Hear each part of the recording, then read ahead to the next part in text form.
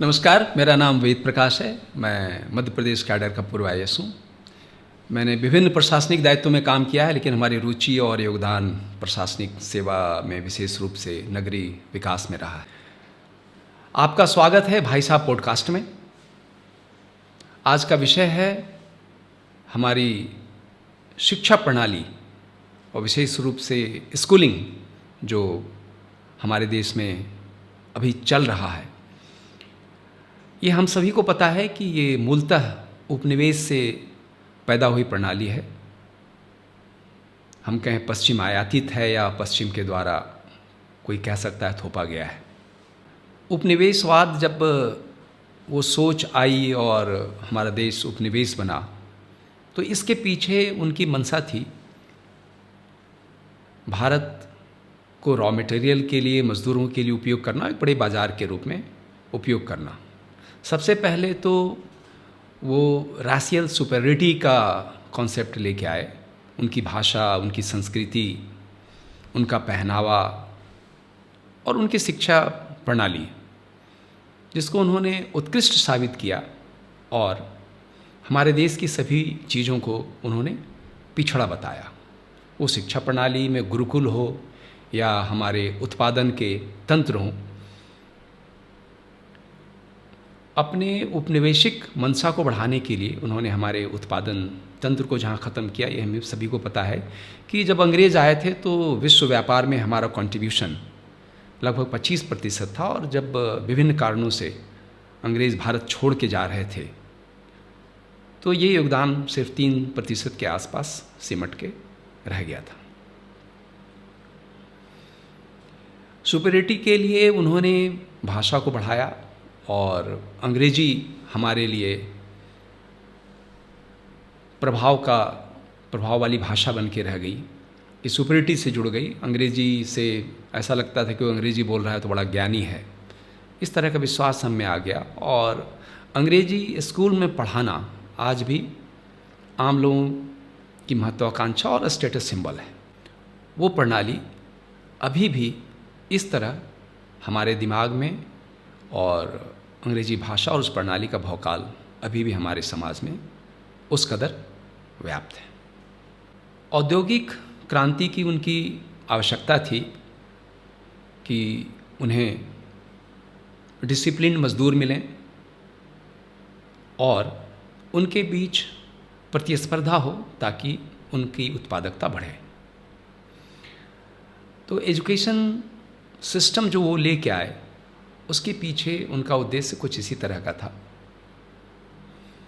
एक तो वो जो सुपेरिटी का कॉन्सेप्ट लाए कि सबसे तेज़, सबसे बड़ा, सबसे आगे, सबसे ज़्यादा योगदान देने वाला कौन, जिसके आधार पे वो प्रतिस्पर्धा क्रिएट करते थे मज़दूरों के बीच।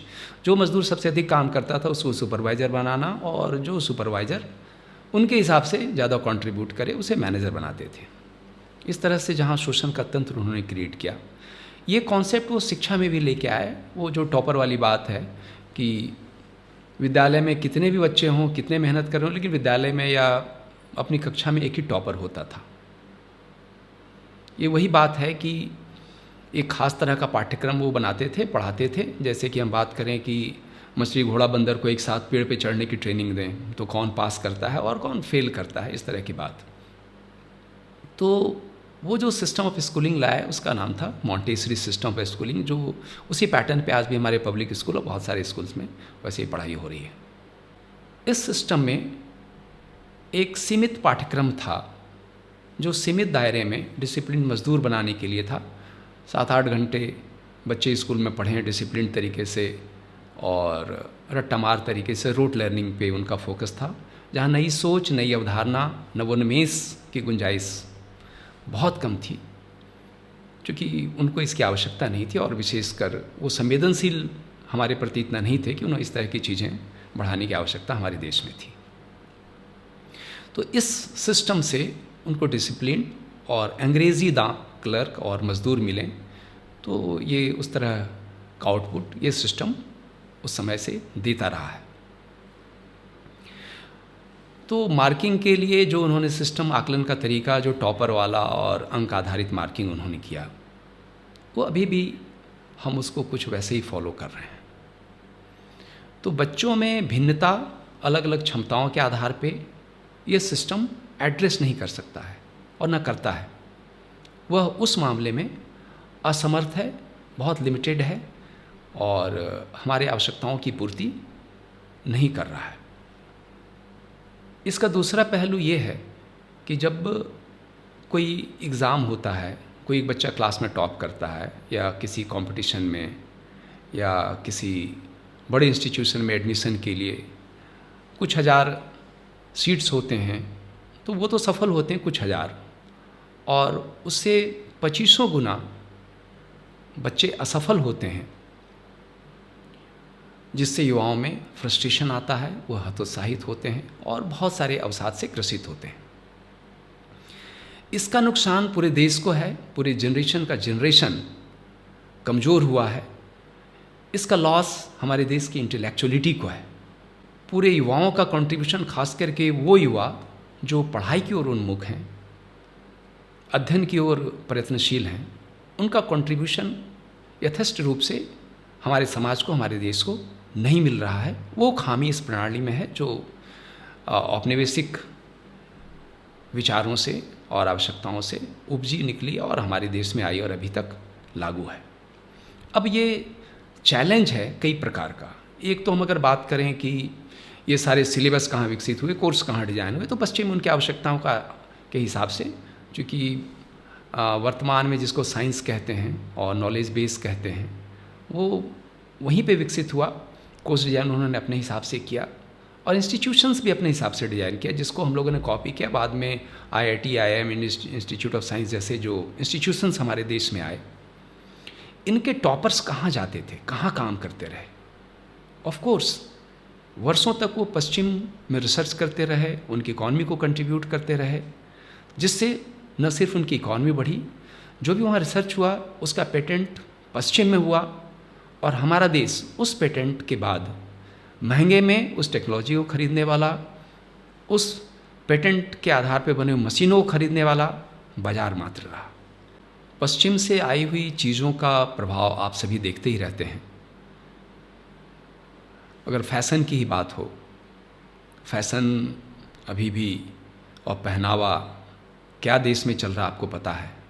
फैशन के मानदंड कहाँ निश्चित किए जाते हैं आपको पता है।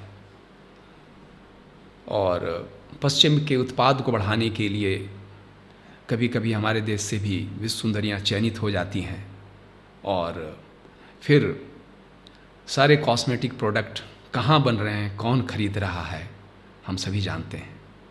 हमको आपको अब इस नैरेटिव को तो समझना ही पड़ेगा। वो उपनिवेशवाद अभी भी कैसे परोक्ष रूप से हमारा शोषण कर रहा है, इस बात को आप जानते भी हैं और अब उसे मिलकर हम सामूहिक रूप से नई प्रणाली की ओर हमें बढ़ना ही होगा। उदाहरण के लिए हम सभी के बच्चे जब स्कूल जाते हैं, जैसे एक कक्षा में 45 बच्चे हैं, हम सभी पेरेंट्स कोशिश करते हैं और बच्चों को मोटिवेट करते हैं कि टॉप करें। अपने बच्चों को कहते हैं कि बेटा पिछली बार तू सेकंड आ गया तो इस बार टॉप कर सकता है, थोड़े और मेहनत कर ले। लेकिन टॉप तो हमेशा एक ही करता है, ये प्रिंसिपली गलत है। हाँ, सैद्धांतिक रूप से ये गलत है कि सभी एक चीज़ के लिए मेहनत करें और एक टॉप करे। ये तो प्रतिस्पर्धा का एक डिस्टॉर्टेड टूल है जिसका इस्तेमाल हमारे बच्चों पे, पूरे युवाओं पे हो रहा है। फिर अंक की बात है, एक ही तरह का सिलेबस है, हाँ, कि हम अलग अलग क्षमता वाले बच्चों को एक ही सिलेबस पढ़ा रहे हैं। अरे हो सकता है कोई डांस में अच्छा हो, कोई कम्युनिकेशन में अच्छा हो, कोई स्टोरी टेलिंग में अच्छा हो सकता है, कोई अच्छा फोटोग्राफर हो सकता है, कोई नई अवधारणा सोच वाला अच्छा हो सकता है, कोई अच्छा कलाकार हो सकता है। अब एक ही सिलेबस हम पढ़ा रहे हैं, मछली, बंदर, घोड़ा, भालू सबको बोल रहे हैं पेड़ पे चढ़ने की ट्रेनिंग दो, तो ये तो बेमानी है। और ये मोटी मोटी बातें आखिर हम कब समझेंगे? अब निश्चित रूप से ये बहुत बड़ा चैलेंज है, चुनौती है हमारे देश के सामने और हमारा देश भी सक्षम है। क्या हम अपने युवाओं को उनकी विभिन्नताओं के साथ, उनकी अलग अलग क्षमताओं के लिए और वर्तमान में अपने देश की अलग प्रकार की विविध आवश्यकताओं की पूर्ति के लिए क्या हम अपने लिए अब नया शिक्षा प्रणाली, स्कूलिंग सिस्टम नहीं विकसित कर सकते हैं? हम कर सकते हैं, पूरा विश्वास है। आप सभी और हम सभी अपने बच्चों से प्यार करते हैं, इसलिए हमें अपनी सोच को बदलना होगा और इस सिस्टम को बदलना होगा। आखिर कब तक ये जारी रहेगा और कब तक हमारे बच्चे फ्रस्ट्रेट होंगे, अवसाद ग्रसित होंगे और इक्का दुक्का दुर्घटनाएं जो होती वो कब बंद होगी? क्यों? आखिर क्यों और कब तक? भाई साहब पॉडकास्ट में आने के लिए आप सबका धन्यवाद। चैनल को लाइक और सब्सक्राइब ज़रूर करें, ये निवेदन है। नमस्कार। जय खंड भारत।